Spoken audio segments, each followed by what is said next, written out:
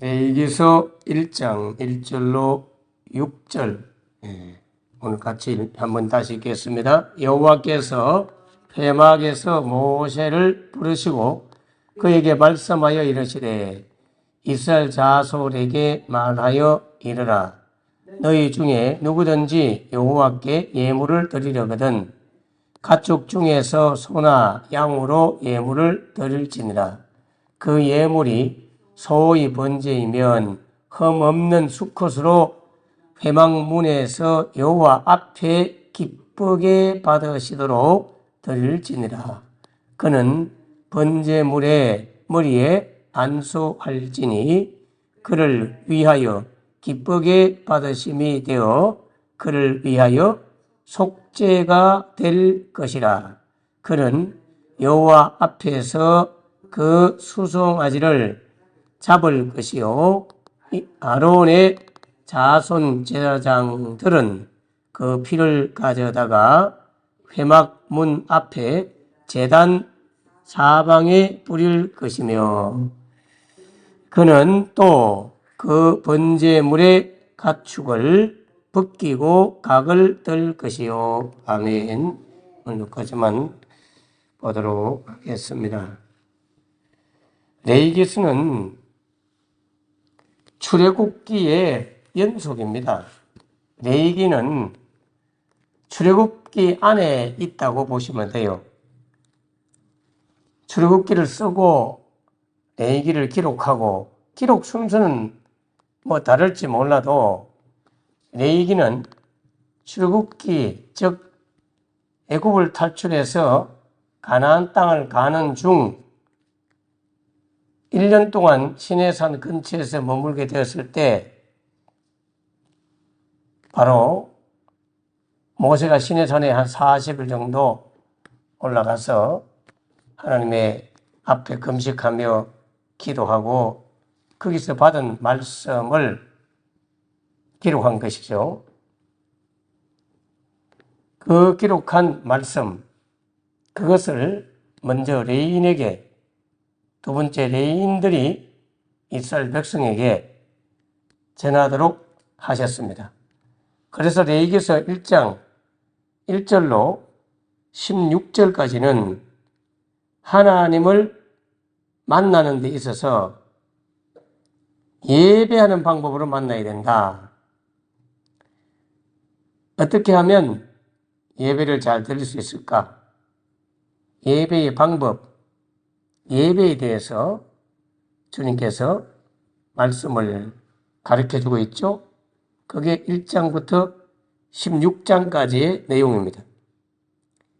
예배는 그러므로 하나님과의 만남의 시간이에요. 오늘 비가 이렇게 오는데도 연로하신 어르신들이 주님 앞에 나와서 이렇게 예배하는 것은 하나님 앞에 뭘 얻어내기 위해서가 아니라 하나님과의 만남을 위해서, 그 만남의 방법과 법을 알려주는 게 1장부터 16장이에요. 그 중에서 하나님은 그들을 회막, 법궤를 복원한 성막으로 불러서 하나님의 말씀을 듣도록 했습니다. 그러므로 하나님 앞에 나와서 하나님을 만날 때 가장 우선시 여기는 것은 바로 하나님이 들려주는 말씀이죠. 말씀. 하나님이 부르셔서 말씀하려고 불렀거든요. 여호와께서 회막에서 모세를 부르시고 모세한테도 불러가지고 가만히 지켜보고 가만히 옆에 있으라. 그리고 이것저것 일해라. 일 시키려고 부른 게 아니에요. 가장 먼저는 여호와께서 말씀하여 이르시되, 오늘 1절 보세요. 레위기서 1장 1절. 모세를 부른 이유도 그에게 말씀하려고 불렀다. 말씀하여 이르시되.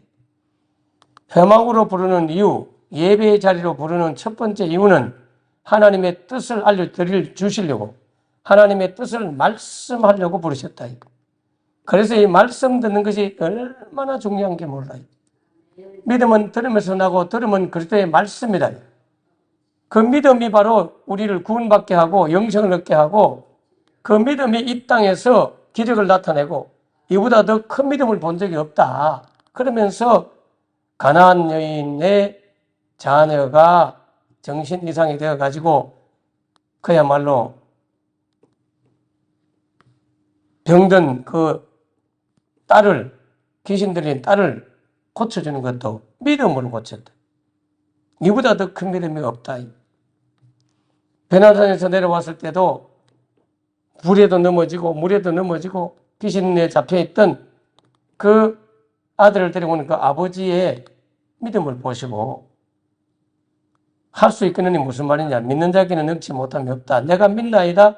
나의 믿음 없는 것을 도와주세요. 그러면서 믿음을 가졌을 때에 그 아들을 낳게 했고 백부장이 하인을 위해서 사람들을 먼저 보내가지고 예수님께 치유게 되달라고 부탁을 했을 때 예수님께서 백부장 집에 가려고 내려가니까 백부장이 직접 나와가지고 아니 와달라는 게 아니었어요. 기도해달라는 거였어요. 우리 집에 오는 걸 제가 감히 감당하지 못합니다. 나도 내 밑에 있는 부하들이 있는데 제가 말로만 가라 하고 오라 하고 그러면 다 순종합니다. 주님 저희 집까지 감히 행차하시다니요. 그거는 제가 천부당 만부당입니다. 말 한마디만 해주세요. 말씀 한마디 해주세요. 이보다 더 큰 믿음을 본 적이 없다. 네 믿음대로 되라. 그리고 내려갔는데 그 말한 그때에 그 아이가 낳았단 말이지. 여러분 하나님께서 회막으로 예배의 자리로 불러내는 이유는 말씀하기 위해서고 그 말씀을 신의 음성으로 하나님의 계시와 예언의 음성으로 축복의 음성으로 인생의 삶에 길을 열어주는 등불의 말씀으로 여러분이 믿어지면 레마로 믿어지면 하나님께서 그에게 믿음을 주셨기 때문에 그 믿음이 역사하여서 기적이 나타나는 거예요. 믿음은 들음에서 나고 들음은 그리스도의 말씀이다. 그래서 말씀하려고 부르셨다. 주님은 바로 그 말씀을 잘 듣도록 하기 위해서 1장부터 16장까지 그 말씀을 잘 듣기 위해서는 먼저 이러한 예배를 드리라. 예배 드릴 때 가장 먼저 해야 될 일은 예물을 드리라.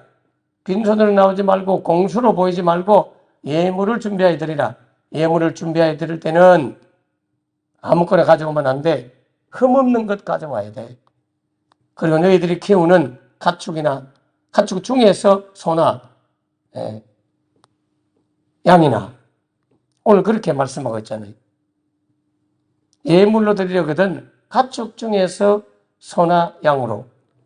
이 가축 중에서 하는 말 속에는 그 예물에 대한 애정과 사랑이 숨어져 있는 거예요. 여러분 가축을 키워보셨나요? 저는 그래도 젊었지만 옛날 같으면 상노인이지만 젊었지만 그래도 온갖 경험을 다 해봐서 토끼도 키워본 기억이 나고 돼지도 키워본 기억이 나고 소도 키우고 닭도 키우고 강아지는 안 키워본 것 같아요. 그런데 강아지는 나중에 어른이 돼서 키워봤잖아요. 그런데 얼마나 거기에 사랑과 애정이 들어가는지 몰라요. 물론 이제 그 가축에 따라서 좀 달라요. 닭이나 소나 토끼나 개나 소나 여러 가지 돼지 동물들이 있지만 그중에 특별히 마음에 가는 것 중에는 옛날 어릴 때는 송아지였어요. 송아지 눈이 끔뻑끔뻑. 제가 이야기했잖아요. 그 어미소가 아직도 그 얼굴이 어릴 때 키웠던 그 어미소 얼굴이 아직도 기억나거든요. 어디 시장에 팔고 이사를 나오는지 그렇겠지만 진짜 그 얼굴이 지금도 기억나요.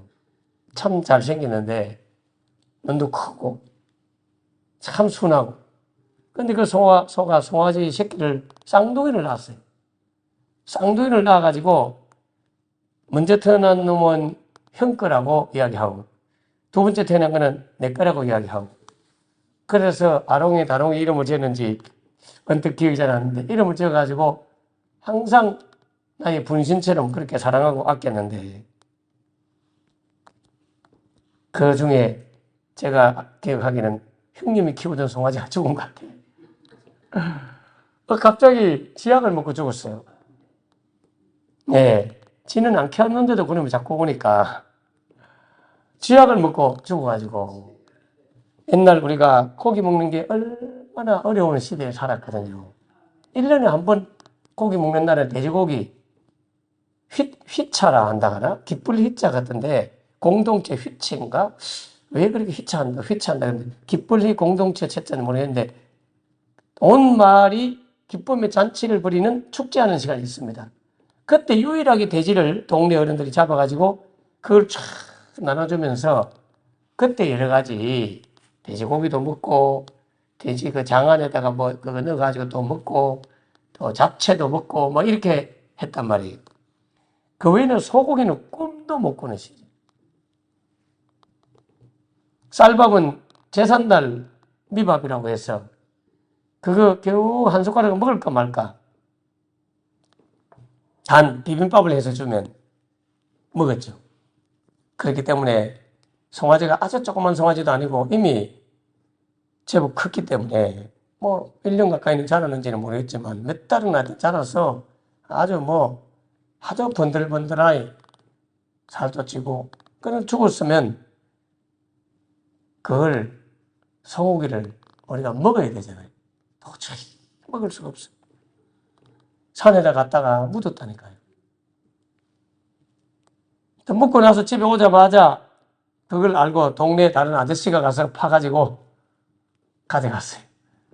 그래가 소고기를 국을 끓여가지고 그날 밤에 우리는 마루에 앉아서 호롱불 켜놓고 훌쩍훌쩍 울고 있는데 그 어른이 그래도 이 귀한 소고기국을 저희 아버님 어르신한테 대접해야 되지 않나 하고 소고기국을 들고 온 거예요. 기절초풍했습니다, 여러분. 근데 그거 어른들은 드셨겠죠? 우리는 그거 받는 순간 엉엉 울면서 여러분 집에 요즘은 애완견을 키우면 퀴나리온이라고 지난주 이야기했죠. 퀴온이 아니고 길거리 개가 아니고 애완견 키우면 그 애완견 죽어버리면 몇 달 동안 눈물로 보내요, 사람들이요. 그 무슨 짐승 죽었는데 막 하고 화를 내고 일부러 막 그래 하지만 저도 그렇게 보내고 나니까 언뜻 몇 개월이 돼서 생각이 나고 개를 키웠던 사모님은 지금도 그 입혔던 옷을 못 버리고 어떤 거는 동생네 개한테 주고 강아지한테 주고 아직도 못 버리고 어떤 경우는 안 맞는 거는 집에 들고 있다는 거예요. 지금도 가족처럼. 이 가축 중에 하는 말이 그런 뜻이에요. 사랑과 애정을 다 쏟아서 키웠던 소나 양, 이걸 예물을 드리라. 우리의 감정, 우리의 기분, 우리의 마음, 그걸 드리는 거죠. 네. 아무런 생각 없이 제가 그래서 이걸 다른 말로 예물을 드릴 때는 좀 스토리가 있으면 좋겠다. 이야기거리가 있는 예물을 좀 드리라. 이야기거리를 생각하고 드리라. 아무런 생각 없이 그냥 예물을 탁 갖다 바쳐서 내가 어느 날 불러가지고 왜 당신은 주정 예물을 3,000원씩 드립니까? 10,000원씩 드립니까? 이래 물으면 예, 제가 그 기준을 정한 이유가 있습니다. 이렇게 말할 거리가 있어요. 저는 주정 예물을 10,000원씩 드리는데 그 10,000원을 드리는 제 나름대로의 이야기가 있어요. 생각을 하고 그걸 드려요. 아무 생각 없이 예물을 10만 원, 100만 원, 1000만 원 갖다 바쳐도 하나님은 가축 중에서 하는 말은 나와의 삶의 현장에서의 스토리가 있는 거예요. 애를 데리고 다니면서 우리나라 같으면 정기질도 하고 그럴 때 그 옆에 따라왔던 거의 흠없는 1년 된 송아지거든요. 병도 안 걸리고 가장 먹어보면 맛있고 뭐 그런 거잖아요. 그런 송아지가 왜 쫄쫄쫄 따르면 얼마나 귀엽고 이쁜지 몰라요. 그 엄청난 사랑과 애정이 있는 그걸 갖다 바칠 때는 마음에 얼마나 울고 힘들겠어요. 그러니까 하나님 앞에 드렸다고 생각해보면 참 우리가 드리기 힘들죠. 만약에 내가 민들레가 갔는데 그러면 하나님 앞에 드렸다고 생각해도 그게 아깝고 보고 싶어가지고 눈물 찔찔 흘리면서 힘들어 하잖아요. 하나님께 드리는 것은 뭐 드려도 되고 있어도 되고 없어도 되고 막 그런 거 갖다 드리는 게 아니다 이 말이에요.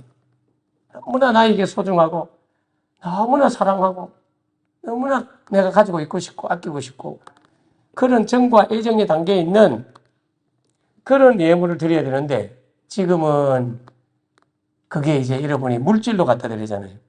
그러면 그 물질 안에 제가 한 번씩 기도했지만 여기에 성도들의 땀이 들어있고 예활이 들어있고 때로는 상사들로부터 스트레스를 받으면서 벌었던 돈이기 때문에 스트레스가 들어있고 때로는 몸이 약하고 힘든데도 꾸역꾸역 직장에 가서 일해가지고 벌었던 돈.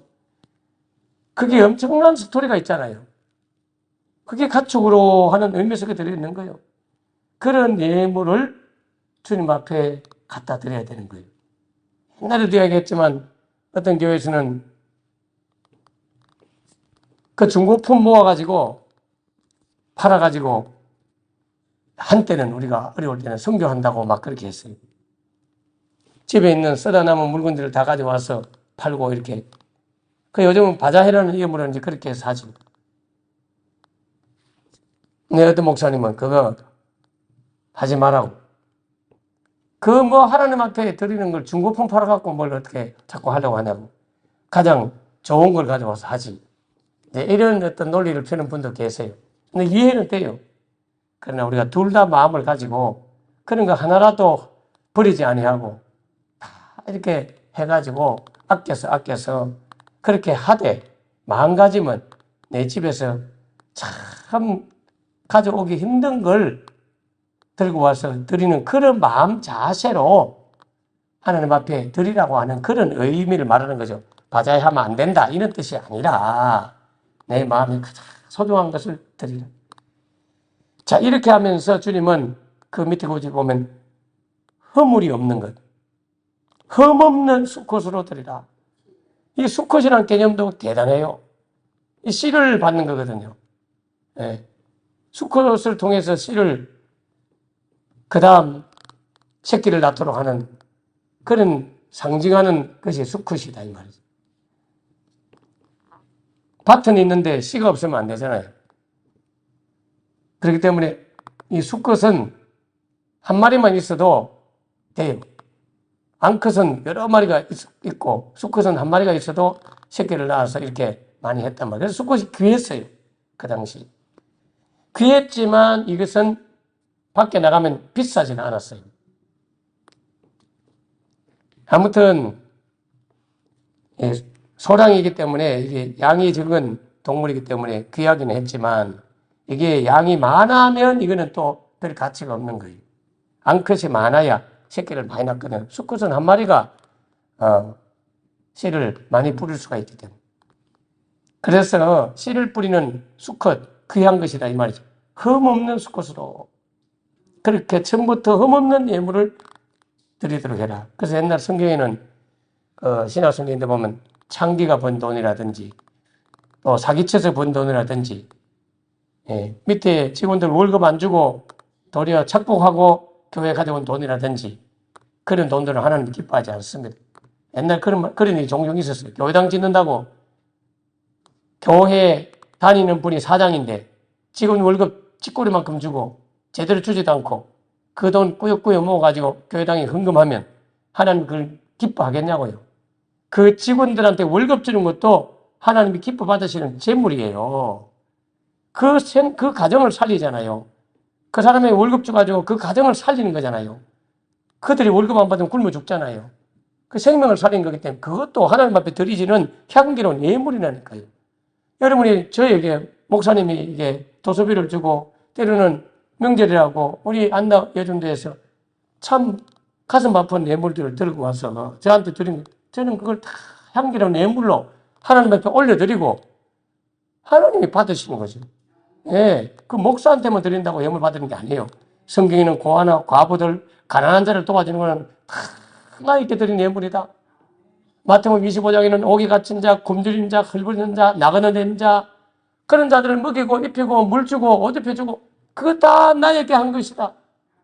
여러분이 사람들한테 친절하게 밥 한 끼 사는 거, 사람들한테 베푸는 거 다 하나님 앞에 드리는 것입니다, 여러분.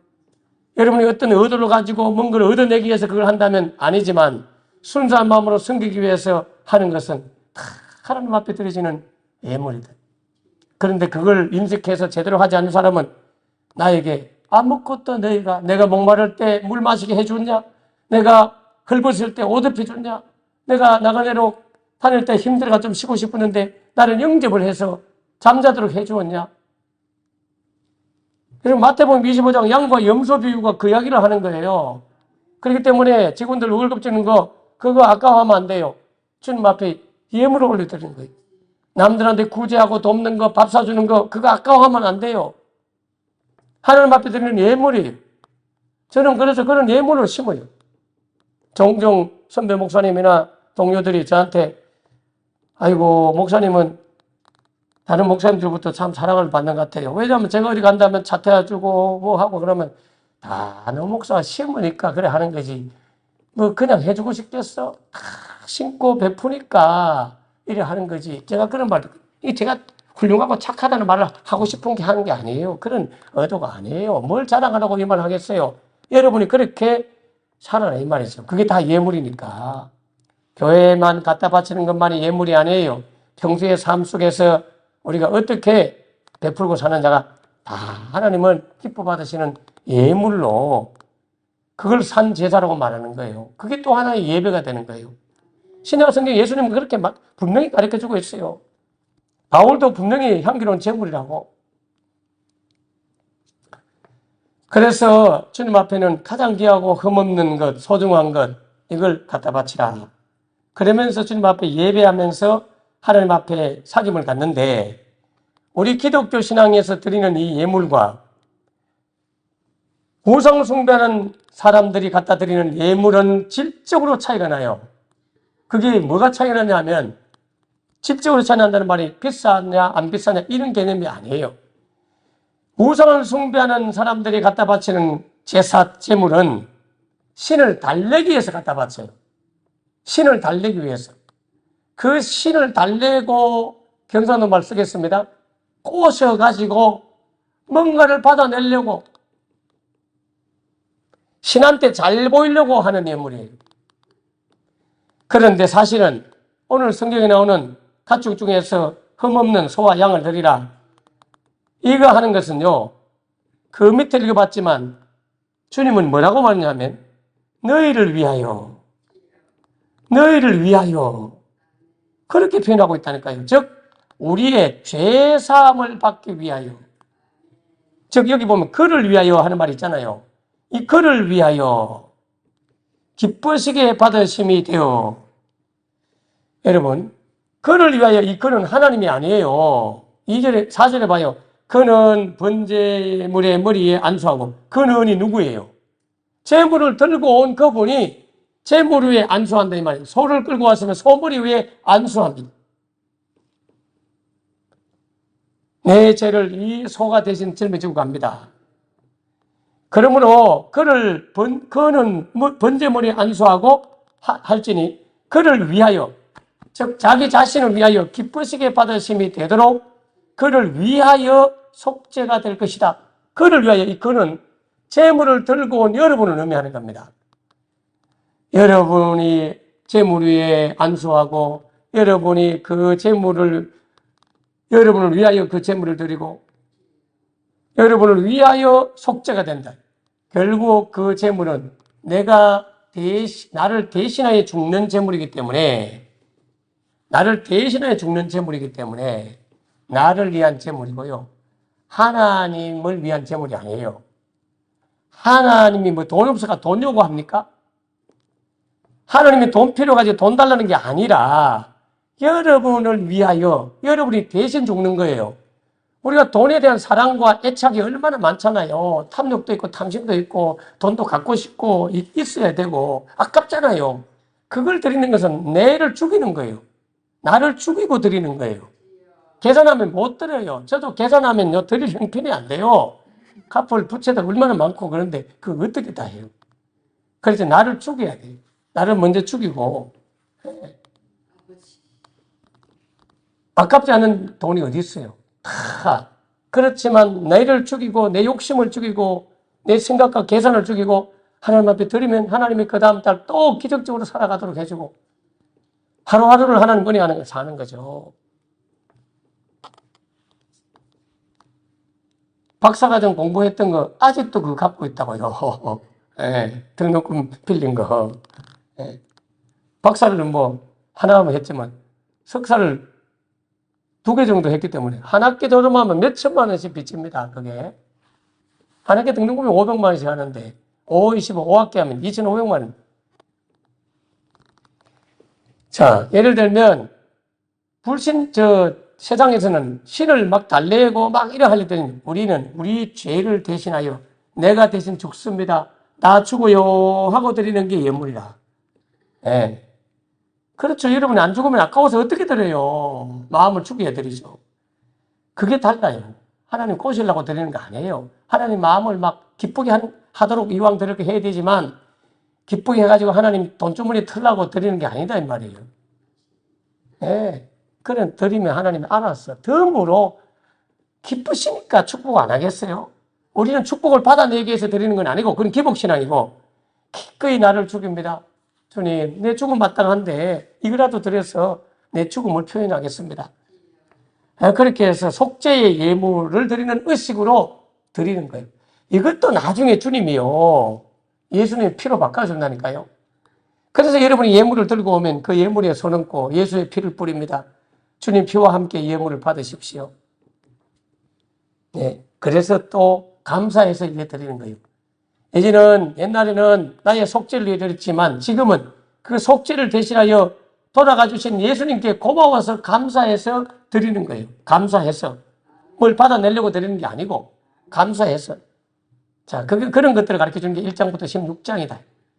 16장부터 17장부터 마지막 장까지는 바로 여러분이 하나님과 교제하고 하나님하고 사귀며 살아가는 방법, 성결해야 된다. 거룩해야 된다. 이런 걸 알려주는 게 17장부터 27장이다. 기도하겠습니다.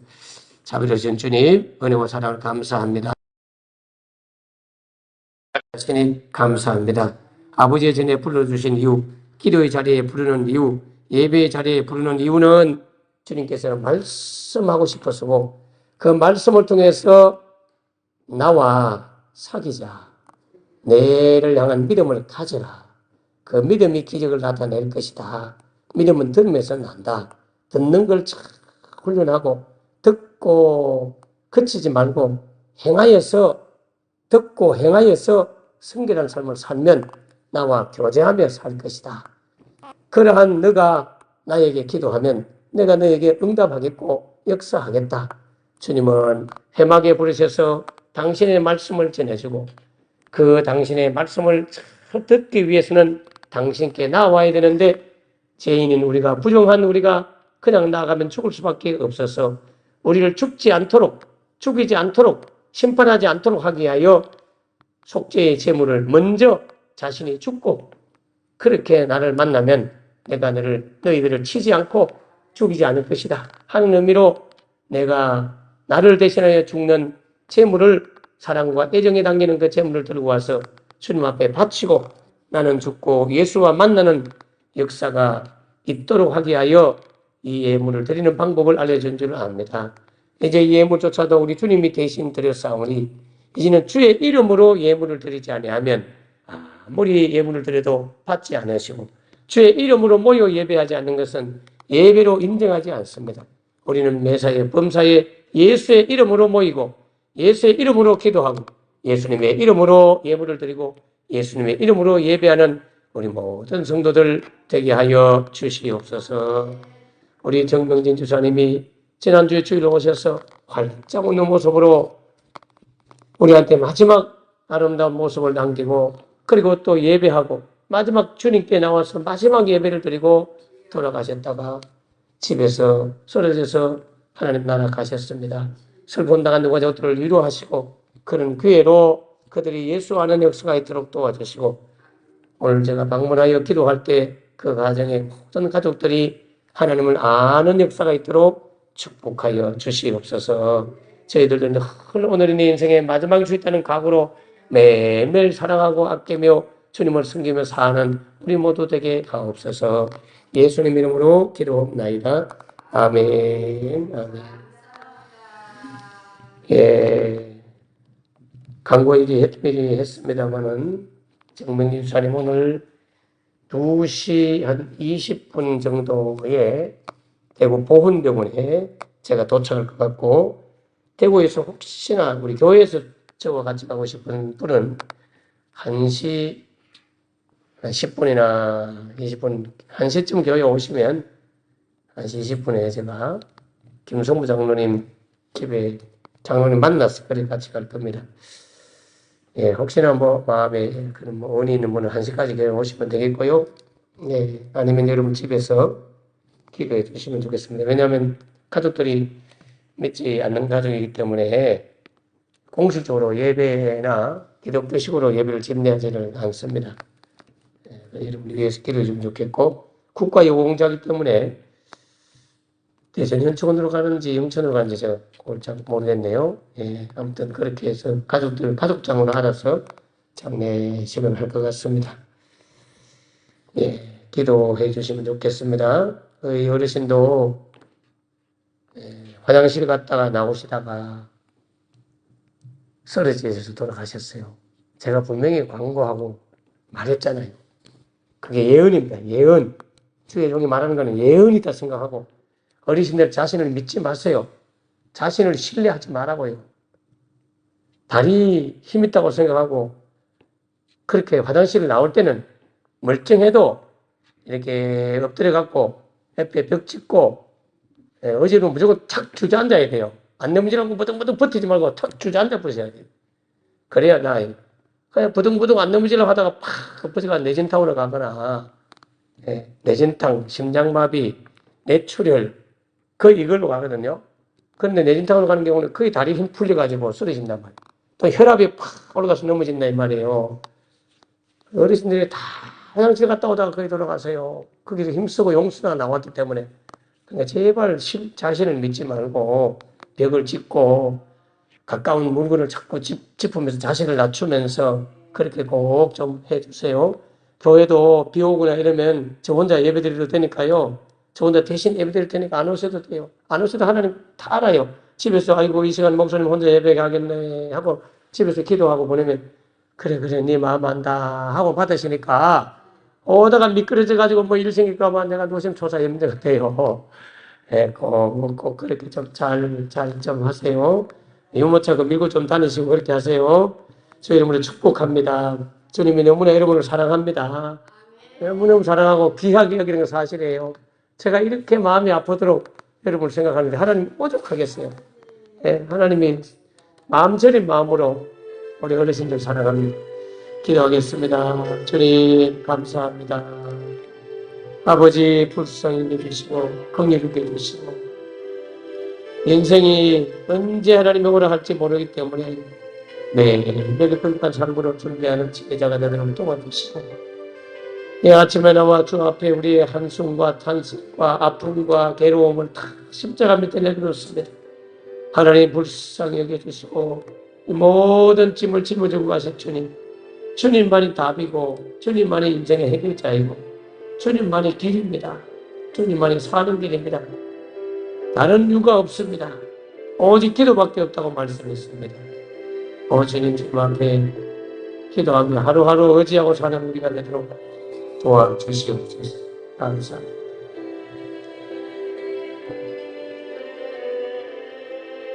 내일도 새벽기도 있습니다. 다음 주 명절에는 새벽기도 없지만 내일까지는 새벽기도 합니다.